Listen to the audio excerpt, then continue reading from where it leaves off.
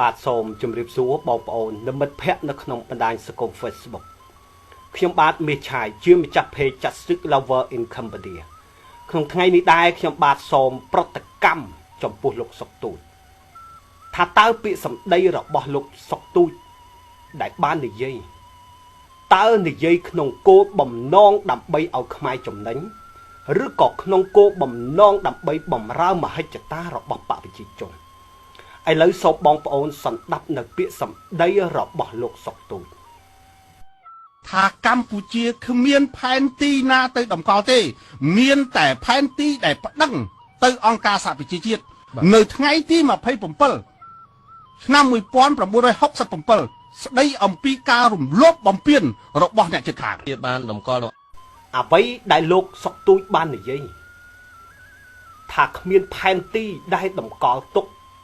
នៅអង្គការសហប្រជាជាតិអំពីបញ្ហានៅខ្សែបន្ទាត់ព្រំដែនរវាងយួននោះឡើយ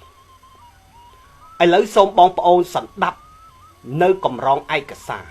ដែលសម្ដេចតាបានកោះប្រជុំចំពោះមន្ត្រីដែលមានភារកិច្ចតាមព្រំដែនហើយនឹងគណៈបកមួយចំនួនដែលបានចូលរួមក្នុងការប្រជុំដែលសម្ដេចតាបានកោះប្រជុំនៅឯទីក្រុងប៉េកាំង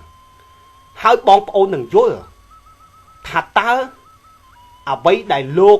សុកទូចលើកឡើងមកនេះវាខុសឬក៏ត្រូវហើយបងប្អូននឹងយល់ថាចំពោះលោកសុកទូចកាលដែលគាត់និយាយដូច្នេះដើម្បីការពារផលប្រយោជន៍ខ្មែរឬដើម្បីបិទបាំង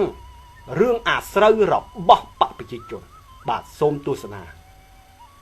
បន្ទុកកិច្ចការព្រំដែនបានបើកកិច្ចប្រជុំពេញអង្គក្រោមព្រះរាជាធិបតីភាពដ៏ខ្ពង់ខ្ពស់បំផុតរបស់ព្រះករុណាជាអង្គម្ចាស់ជីវិតលើត្បូងព្រះមហាវីរក្សត្រនរោត្តមសីហនុព្រះប្រធានទទួលបន្ទុកកិច្ចការព្រំដែនកិច្ចប្រជុំដំណើរការយ៉ាងមហោឡារិកប្រកបដោយស្មារតីស្នេហាជាតិនិងការទទួលខុសត្រូវចំពោះមុខប្រវត្តិសាស្ត្ររបស់ប្រជាជាតិកម្ពុជាកិច្ចប្រជុំ